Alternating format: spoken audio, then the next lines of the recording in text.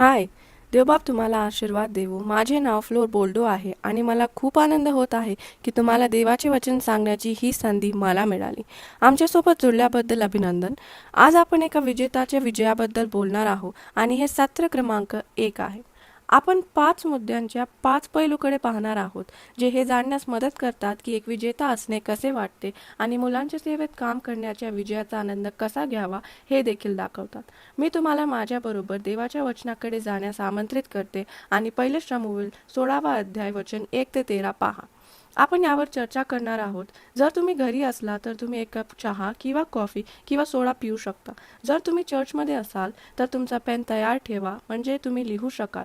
लक्षात ठेवा, आपण ही शिक्षक उत्सव हस्तपुस्तिका वापरत आहोत आणि हे सत्र क्रमांक 1 आहे आणि आम्ही आशा करतो की देव तुमच्या मनाशी बोलेल. आपण सर्वात आधी जे वाचतो ते पहिले शमूएल अध्याय 16 वचन 1 मध्ये असे म्हणते की परमेश्वराने शमूएलास म्हटले, मी शाऊलास इस्रायलाच्या राजपदावरून झुगारून दिले आहे, तर तू त्याच्यासाठी कोटवर शोक करीत राहणार. शिंगात तेल भरून चल, मी तुला इशाय बेथलेहेमकर यासकडे पाठवितो, कारण मी त्याच्या एका पुत्रास माझ्याकरिता राजा निवडले आहे. पहिल्या ओळीत तुम्ही नाकार हा शब्द लिहू शकता, कारण देवाने राजाचा नाकार केला, परंतु तो तरी देखील एक राजा होता. बऱ्याचदा आपल्याला शिक्षक म्हणून नकारल्यासारखे वाटते किंवा मुलांच्या सेवेत काम करणारे पुढारी म्हणून. कधीकधी त्याबद्दल बोलल्याने वाईट वाटते, परंतु आपल्या वरच्या पुढारी किंवा पालक किंवा अनेकदा शिक्षकांमुळे सुद्धा आपल्याला असे वाटते. परंतु त्याचा हा अर्थ नाही की तुम्हाला देवापासून मुलांच्या सेवेमध्ये सेवा करण्याचे आव्हान नाही. नकार ही एक भावना आहे. कधीकधी आपण विचार करतो की आपण खूप चांगले करत आहोत. शाऊलासोबत जे झाले आणि का देव हे का सांगतो की ते सरळ शमूएल संदेशासोबत बोलत आहेत, कारण जर तुम्हाला आठवत असेल तर शाऊलाने काहीतरी अयोग्य केले. देवाने एक वेगळी आज्ञा दिली होती आणि त्याने ती पूर्ण केली नाही. बऱ्याचदा आपल्याला असे वाटते की आपण स्वतःच्या मतानुसार ज्ञानी असावे आणि देवाने त्याच्या वचनात दिलेल्या मूल्यांचे किंवा आधारांचे पालन करणे आणि देवाने त्याच्या वचनात दिलेल्या मूल्यांचे किंवा आधारांचे पालन किंवा अनुसरण करू नये. किंवा कदाचित कधीकधी आपण हे विसरतो की आपण देवाने बोलाविलेले आहोत आणि एका विजेताचे विजय राखून ठेवण्यासाठी आपण हे लक्षात ठेवले पाहिजे की आपल्याला कोणी बोलाविले आहे. मला माहीत आहे की तुम्हाला हे ऐकण्यास थोडे कठीण वाटत असेल, परंतु कुठल्याही गोष्टीपेक्षा अधिक तुम्हाला एखाद्या पंथाने किंवा मनुष्याने बोलाविले नाही. हो, कोणीतरी तुम्हाला ही जागा दिली किंवा मुलांच्या सेवेत शिक्षक म्हणून काम करण्याची जागा दिली, परंतु बोलावणे हे देवाकडून आले. त्याने तुम्हाला बोलाविले, त्याने तुम्हाला निवडले यासाठी की तुम्ही ती मुलांची सेवा चालवावी. आणि जरी लोक तुम्हाला नाकारत असले तरी लक्षात ठेवा की तुम्ही देवाने निवडलेले शिक्षक आहात. मुद्दा क्रमांक 2 पुढील वचनात सापडतो आणि माझी अशी इच्छा आहे की तुम्ही त्या ओळीत हे शब्द लिहावे: भयंकर भीती. मुद्दा क्रमांक 2 हे म्हणते की आपण देखील खूप घाबरलो असतो जर आपल्याला माहीत असते की देव काय करत आहे. आणि कल्पना करा की देव तुम्हाला माझ्याजवळ असल्यासारखे एक पत्र पाठवेल. तुम्ही ते पत्र उघडता आणि तुम्ही वाचता की देवाची तुमच्यासाठी काय योजना आहे आणि देव कशा प्रकारे तुमचा उपयोग करून घेणार आहे आणि तुम्ही कुठल्या चुका करणार आहे आणि देव कशा प्रकारे त्या चुकांमध्ये तुमची मदत करणार आहे. आणि तुम्ही ते पत्र वाचायला सुरुवात करता आणि तुम्हाला खूप भीती वाटते आणि तुम्ही म्हणता की मी हे करू शकत नाही. देवा, तुला खरंच असं वाटते का की तुला या कामासाठी माझी गरज आहे? देवाचे वचन पुढील वचनात असे म्हणते, आणि मी नाही कसा म्हणणार. शाऊलाने हे ऐकले तर तो मला जीवे मारील. तेव्हा परमेश्वर म्हणाला, तू आपल्या बरोबर एक कालवड घेऊन जा आणि सांग की मी परमेश्वराप्रित्यर्थ यज्ञ करावयास आलो आहे. मग यज्ञास येण्याचे इशायास आमंत्रण कर, म्हणजे तुला काय करावयाचे आहे ते मी सांगेन. मी तुला सांगेन त्याला तू माझ्यासाठी अभिषेक कर. परमेश्वराने सांगितल्याप्रमाणे शमूएलाने केले व तो बेथलेहेमास गेला. तेव्हा त्या नगरातले वडीलजण थरथर कापत त्याला भेटावयास आले व त्यांनी त्यास विचारले, आपण स्नेहभावाने आला आहात काय? तो म्हणाला, मी स्नेहभावाने आलो आहे. मी परमेश्वराप्रित्यर्थ यज्ञ करण्यास आलो आहे.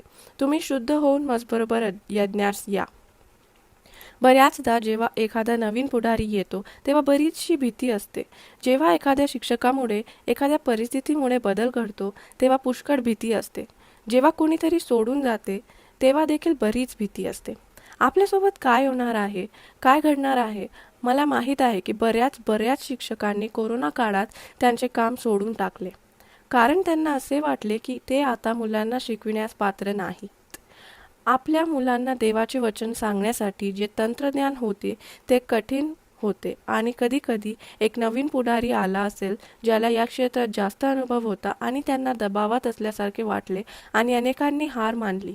त्यांनी म्हटले नाही, आम्ही हे नाही करू शकत, आणि ते तेथे थांबवतात. कारण ते ह्या गोष्टीवर विश्वास ठेवणे बंद करतात की आपल्याला सहाय्य करणारा व शक्ती देणारा हा देव आहे. मला माहीत आहे की तंत्रज्ञान आणि नवीन प्रगतीमुळे तुम्ही म्हणत असाल की माझ्यामध्ये तितकी क्षमता नाही, परंतु देवावर विश्वास ठेवा की तो तुम्हाला लहान व मोठे यात तुमची मदत करणार आहे, यासाठी की तुम्ही देवाचे वचन इतरांना सांगत राहावे. आपल्याला हे माहीत असणे खूप भीतीदायक वाटले असते. कल्पना करा, जर देवाने मला ते पत्र पाठविले असते तर, आणि त्याने मला सांगितले असते की फ्लोर, तू भारतात जाणार आहे आणि अनेक जागेंवर देवाचे वचन सांगणार आहे, तू प्रशिक्षण देणार आहे, तू अनेक ठिकाणी कार्यशाळा घेणार आहे, लोक तुला ओळखतील. मी म्हटले असते, नाही, तू कुणातरी दुसऱ्याबद्दल बोलत आहे, मी नाही. परंतु सत्य हे आहे की देवाच्या दयेने आपण बोलाविले आहोत आणि आज त्याचे वचन काय सांगते यावर विश्वास ठेवू शकतो. म्हणून आपण देवाला ही स्तुती देतो, त्याच्यासाठी आपली सेवा. मी कधीच विचार नव्हता केला की मी या जागेवर राहणार. मी आज इथे तुम्हाला वचन सांगत आहे एक शिक्षक म्हणून, कारण देवाने मला निवडले आहे. आणि हो, माझ्या कुटुंबाला सोडून एका दुसऱ्या ठिकाणात राहणे आणि माझे राहणीमान बदलणे हे भीतीदायक होते. निश्चितच मला खूप भीती वाटली, परंतु मी तुम्हाला सांगू शकते की मी माझ्या जीवनात देवाचा उद्देश पूर्ण होताना पाहिला. क्रमांक 3, तुम्ही तयार आहात का? त्याला माहीत नव्हते. शमूएल जो देवाचा संदेष्टा होता त्याला हे माहीत नव्हते की मनाच्या आधारे निवड कशी करावी. आणि वचन 5 मध्ये म्हटले आहे की त्याने इशाय व त्याचे पुत्र यास पवित्र होऊन यज्ञास येण्याचे आमंत्रण दिले. ते आले तेव्हा त्याने अलियाबास न्याहाळून पाहून म्हटले, परमेश्वरासमोर आलेला हाच परमेश्वराचा अभिषिक्त होय. बऱ्याचदा हे पुढारी म्हणून आपल्यासोबत देखील घडते. कधी कधी आपण विचार करतो आणि हे खरे आहे, हे चांगले आहे. एक मुलगा किंवा मुलगी येते जी व्यावसायिकपणे शिकलेली आहे, जसे की ग्रॅज्युएशन झालेली, विशेषतः अध्यापनशास्त्र किंवा शिक्षण क्षेत्रात पदवी, आणि आपण विचार करतो की हीच व्यक्ती एक उत्तम शिक्षक आहे. ह्याच व्यक्तीने किशोरवयीन मुलांच्या वर्गात असायला हवे, कारण त्याच्याकडे उपदेशात्मक योजना आहेत, कारण त्याच्याकडे अनेक बुद्धिमान गोष्टींचे ज्ञान आहे, आणि कारण तो अगदी उत्तम प्रकारे अभ्यासक्रम तयार करू शकतो आणि सर्व प्रकारची समज विकसित करू शकतो. आणि कधीकधी पुढारी म्हणून आपण हे विसरतो किंवा आपल्याला हे माहीत नसते की मनाच्या आधारे निवड कशी करावी. ती एक अतिशय पात्र योग्यता असलेली व्यक्ती असू शकते, परंतु कदाचित एक न शिकलेली व्यक्तीच ती व्यक्ती असू शकते जिला देवाला किशोरवयीन मुलांच्या त्या गटात टाकायची असेल. तुम्हाला माहीत आहे का कशाला? कारण दया आणि ज्ञान हे देवाकडून येतात. साधने असणे महत्त्वाचे आहे आणि आपण स्वतःला प्रशिक्षित करून घेणे देखील महत्त्वाचे आहे, आणि आपण तेच करत आहोत. परंतु बोलावणे हे देवाकडून येते. कधी कधी आपल्याला हे माहीत नसते की निवड कशी करावी, आणि हे होते. हे पुढाऱ्यासोबत देखील होते. कधी कधी पालक म्हणतो, त्याच्याजवळ केवळ 5 मास्टर डिग्री आहेत, त्याच्याजवळ आधीच 2 डॉक्टरेट आहेत. बऱ्याचदा आपण धर्माबाहेरच्या ज्ञानावर लक्ष देतो, त्या गोष्टीकडे लक्ष न देता जे मुद्दा नंबर 4 मध्ये म्हटले आहे की देव बाहेरचे स्वरूप पाहत नाही, परंतु हृदय पाहतो. जेव्हा संदेष्टाने अलियाबास पाहिले तेव्हा त्याने म्हटले की हाच परमेश्वराचा अभिषिक्त होय, उंच, बलवान आणि निश्चितच दिसायला सुंदर. निश्चितच एक असा मनुष्य जो प्रभावित करत असेल. आणि तुम्हाला माहीत आहे, देव बाहेरचे स्वरूप पाहत नाही, परंतु हृदय पाहतो. तिथे हे लिहा. पण परमेश्वराने शमूएलास म्हटले, तू त्याच्या स्वरूपावर अथवा त्याच्या शरीराच्या उंच काठीवर जाऊ नको, कारण मी त्याला नापसंत केले आहे. मानव बाहेरचे स्वरूप पाहतो, पण परमेश्वर हृदय पाहतो. तुम्हाला माहीत आहे, मी 14 वर्षाची होती जेव्हा मला पहिल्यांदा एका संडे स्कूल वर्गात काम करण्याचे आमंत्रण मिळाले. माझ्यापेक्षा अधिक अनुभव असलेले आणखी अनेक लोक होते, असे लोक जे स्वतःला आधीपासून व्यावसायिकपणे तयार करत होते. परंतु ही बहीण, जिचे नाव साकुरो होते, जी आता देवाकडे आहे, जी तिथे आनंद करत आहे, तिने मला काम करण्यासाठी आमंत्रित केले. कारण जरी मी खूप लहान होती, मी सांगणार नाही मी किती वर्षांची होती, आणि मला काहीच अनुभव नव्हता, तरी सुद्धा तिने माझे मन पाहिले. जेव्हा मी एका दुसऱ्या बहिणीला बायबलमधील गोष्टी सांगत असताना पाहायची, तेव्हा माझे डोळे एकसारखे तिच्याकडे पाहत राहायचे. आणि ती देखील एक व्यावसायिक किंवा अनुभवी व्यक्ती नव्हती. तिने देखील त्याचा अभ्यास केलेला नव्हता. तिचे नाव होते अनिता मेरी. मी मोहित झाली होती, कारण मला ही जाणीव होत होती की देव तिच्या जीवनाचा उपयोग आपल्याला त्याचे वचन सांगण्यासाठी करत होता, त्या कौशल्याने ज्या त्यावेळेला आश्चर्यकारक होते. आणि जेव्हा मला आमंत्रित करण्यात आले आणि ती मुलांच्या सेवेची पुढारी होती आणि तिने माझे काम पसंत केले, ते एका विजेताचा विजय साजरा करणे होते. मला खूप विजयी असल्यासारखे वाटत होते. मी गेली तेव्हा मी घाबरलेली होती. निश्चितच मी केवळ पवित्र शास्त्रातील गोष्ट शिकवत होती. मी त्याने सुरुवात केली, परंतु मला जाणीव झाली की देव माझे मन भरत होता. जे मी करत होती ते मुलांच्या मनात देखील राहणार होते. मला माहीत आहे की आज अनेक योजना आहेत, परंतु हे महत्त्वाचे आहे की आपण हे लक्षात ठेवावे की जर देव बाहेरचे स्वरूप नाही परंतु हृदय पाहतो, तर आपण तिथे लक्ष केंद्रित केले पाहिजे, जसे की देवाचे वचन म्हणते.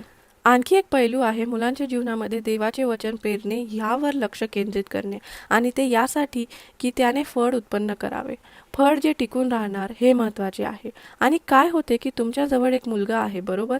तेथे एक शेतकरी ज्याच्यातून कदाचित एक चांगला वास येत नसेल, त्याने त्याचा नेहमीचा परफ्यूम लावलेला नसेल, तो तेथे होता, कदाचित वाद्य वाजवत, मेंढरांची काळजी घेत. आणि ते वचनात म्हणते, त्या ओळीमध्ये माझी इच्छा आहे की तुम्ही शेतकरी हा शब्द लिहावा. ते म्हणते, इशायाने आपले 7 पुत्र शमूवेला पुढे चालविले. शमूवेलाने इशायास म्हटले, यातला कोणीही परमेश्वराने पसंत केला नाही. शमूवेलाने म्हटले, तुझे सर्व पुत्र हजर आहेत का? तो म्हणाला, एक सर्वात धाकटा राहिला आहे. तो पहा, शेरडे मेंढरे राखीत आहे. तेव्हा शमूवेल इशायास म्हणाला, त्याला बोलाविले पाठवून आण, तो येईपर्यंत आम्ही भोजनास बसणार नाही. त्याने बोलाविने पाठवून त्यास आणले. त्याचा वर्ण तांबूस, डोळे सुंदर व स्वरूप मनोहर होते. तेव्हा परमेश्वराने त्यास म्हटले, उठ, त्यास अभिषेक कर, हाच तो आहे. मग शमूवेलाने तेलाचे शिंग हाती घेऊन त्याच्या भावामध्ये त्याचा अभिषेक केला.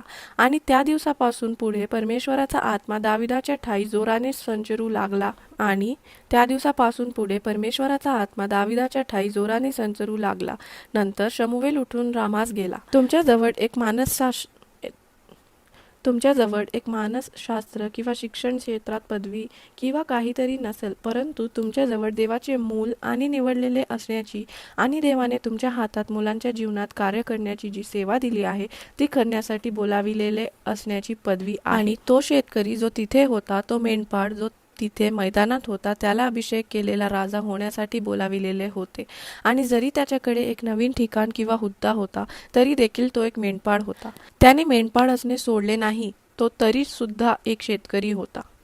आपला सुवास महत्त्वाचा आहे, त्याची काळजी घेणे, त्या संबंधांची काळजी घेणे जे आपले देवाबरोबर आहेत.